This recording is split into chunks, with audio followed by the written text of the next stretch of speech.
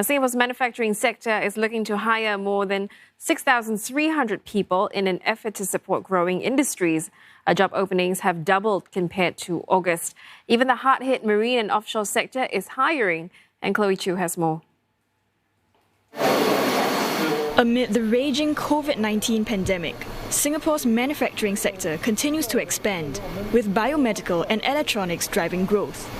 Output increased by nearly 25% in October, compared to the same month last year. The sector earlier saw about 2,300 workers laid off in the first 6 months of 2020. And to keep up the pace, more workers are needed.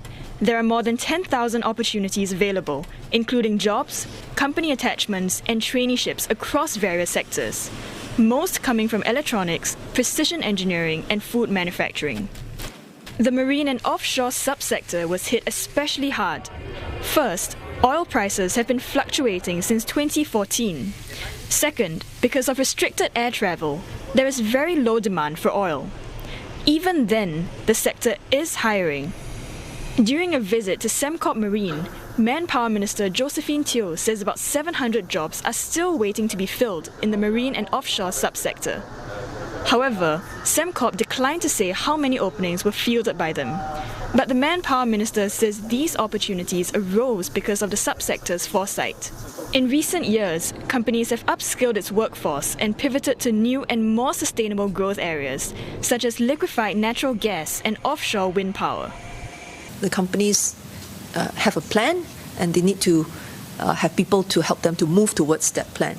They know that the old image of the marine and offshore sector needs to be changed. There was always this very common saying that marine and offshore is 3D, dirty, dangerous and demanding.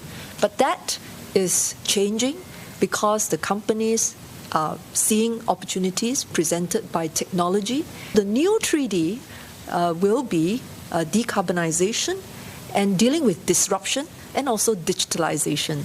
Mrs. Teo noted that the subsector employs nearly 77,000 workers, mostly by Keppel Offshore and Marine, Sembcorp Marine and ST Engineering Marine.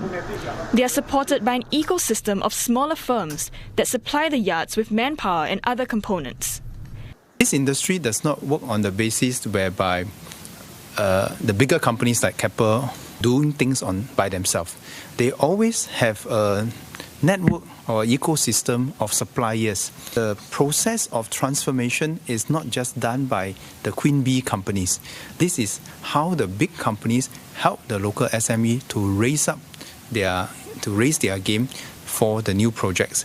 Anything that we do to help the industry will percolate down from the Queen Bee companies to the SMEs. The Trade and Industry Minister says notwithstanding the short-term challenges, there are still prospects ahead. And that's why the government will continue supporting companies big and small in the marine and offshore subsector.